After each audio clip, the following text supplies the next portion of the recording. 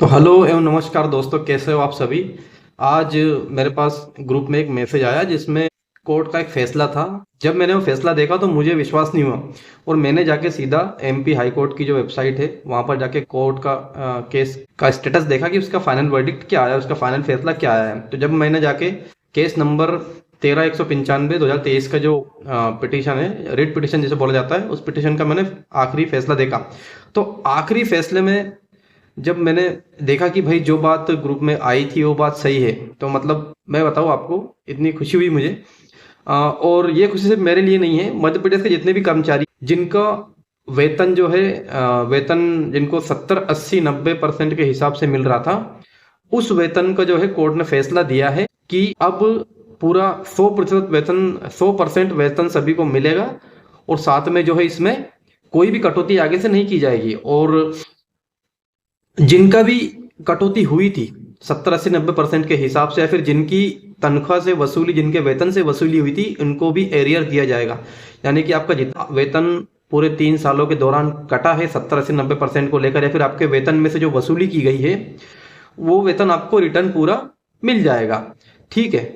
तो अब देखो, इसमें हुआ क्या था कि जब सरकार ने या फिर कर्मचारियों के वेतन में जब वसूली की गई थी, तो इसके खिलाफ एक रिट पिटीशन डाली गई थी हाई कोर्ट में। और उस रिट पिटीशन को में जो है कोर्ट ने ये फैसला दिया। मतलब सरकार का तर्क ये था कि हमें जो हमारी फाइनेंशियल कंडीशन है उस हिसाब से, वित्तीय जो हमारी सिचुएशन हिसाब से, हम वेतन में से जो कटौती कर रहे हैं 3 साल के लिए 70 80 90% हम ऐसे जो है 3 साल की प्रोबेशन पीरियड पे रख के देंगे।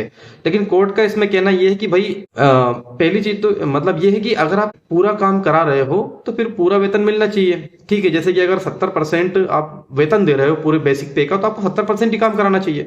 और अगर ऐसा है तो फिर आप एमपीपीएससी के जो कर्मचारी है, एमपीपीएससी से जिनकी भर्ती होती है, आप उनका भी तो इसी हिसाब से वेतन में कटौती कीजिए। तो इस तर्क पे जो है कोर्ट ने फैसला दिया, और फैसला जो है आज ही आया है। आप जाके खुद भी कोर्ट, जो हाई कोर्ट के केस स्टेटस है, उसमें केस नंबर 13/195/2023 का जो केस है, उसको आप जाके देख सकते हो खुद से। तो ये बड़ी खुशखबरी है सभी के लिए कि जिनका वेतन अभी तक कटौती हुई थी, वो वेतन भी पूरा आ जाएगा और आगे से वेतन में कोई कटौती नहीं की जाएगी। ठीक है।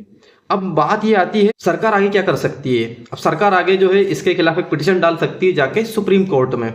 ठीक है। अब सुप्रीम कोर्ट में अगर ये पिटीशन गई, तो एक पिछली पिटीशन सेम केस था छत्तीसगढ़ का, वहां भी 70 80 90% वाला मामला था। तो जब वहां पर वो केस गया था सुप्रीम कोर्ट में, छत्तीसगढ़ की सरकार लेके गई थी, तो कोर्ट ने फाइनल में यही वर्डिक्ट दिया था कि भाई जो हाई कोर्ट का फैसला है वही बरकरार रखा जाएगा। तो सेम अपने एमपी में भी हो सकता है कि गवर्नमेंट जाए वहां, और गवर्नमेंट मान लो सुप्रीम कोर्ट भी गई, तो वहां क्या हो सकता है, सुप्रीम कोर्ट में ये हो सकता है कि या तो सुप्रीम कोर्ट जो हाई कोर्ट का फैसला आया है इस पे स्टे लगा दे, और अगर स्टे लगा दी तो जब तक कि फैसला वापस सुनवाई में जो भी फैसला नहीं आ जाता, तब तक जो है जो कटौती चल रही है, या फिर अगर नई भर्ती हुई और उसमें कटौती हुई, जो कटौती वसूली जो भी है, और जो पुराना वेतन जो कटा हुआ है, जो कटौती हुई, वो वापस नहीं मिलेगा और यथावत चलता रहेगा। और अगर फैसला इसके पक्ष में आया तो कोई ऐसी दिक्कत वाली बात नहीं है। और अब देखा जाए, अगर हम ये देखें कि एक्चुअल में क्या हो सकता है सुप्रीम कोर्ट में, तो सुप्रीम कोर्ट में ये हो सकता है कि हाई कोर्ट ने जो बोला है कि समानता के अधिकार का हनन हुआ है, जो अनुच्छेद 14 है, उसके उसके उस सिद्धांत के आधार पर जो है हाई कोर्ट ने अपना फैसला दिया है। और सुप्रीम कोर्ट खास करके जो ये अधिकार मिले हैं संविधान में, उसको लेकर काफी जो है गंभीर रूप से फैसले देता है। तो मुझे जहां तक लगता है, या फिर जहां तक हो सकता है, कि यही फैसला आगे भी बरकरार रहे। ठीक है। एक तो ये हो गया कि भाई स्टे लग सकता है, और दूसरी चीज ये है कि राज्य अपना ये तर्क दे सकता है कि भाई कर्मचारियों के वेतन नियम बनाने की शक्ति हमारे पास है, तो हम जैसे वेतन बनाना चाहेंगे वैसे उसी हिसाब से नियम हम चलाएंगे। तो इसमें थोड़ा मामला ये है कि राज्य सरकार ऐसा बोल सकती है जाके वहां सुप्रीम कोर्ट में, पर सुप्रीम कोर्ट ये तर्क दे सकता है सेम कि आप एमपीपीएससी के जो कर्मचारी है, वेतन में से कटौती क्यों नहीं की गई। अगर उनको 100% मिल रहा है तो इनको 100% मिलना चाहिए। ठीक है। तो कुल मिला के जो है सभी के लिए ये एक खुशखबरी है, और पुराने कर्मचारी थे उनके लिए भी खुशखबरी है, और जो नए आने वाले उनके लिए भी खुशखबरी है कि अब आगे से जो 2019 से जो चल रहा था 70 80 90%, और चौथे साल से जो 100% वेतन मिलने वाला जो मामला था, वो आज से समाप्त हो गया इस फैसले के साथ में। वैसे अभी देखना यह कि सुप्रीम कोर्ट में अगर सरकार जाती है तो वहां पे क्या फैसला आता है।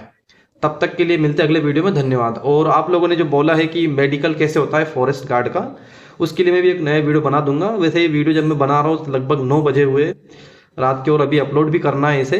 तो अब अगला वीडियो जो है मैं जल्दी जल्दी बनाने की कोशिश करूंगा। मिलते हैं अगले वीडियो में, धन्यवाद।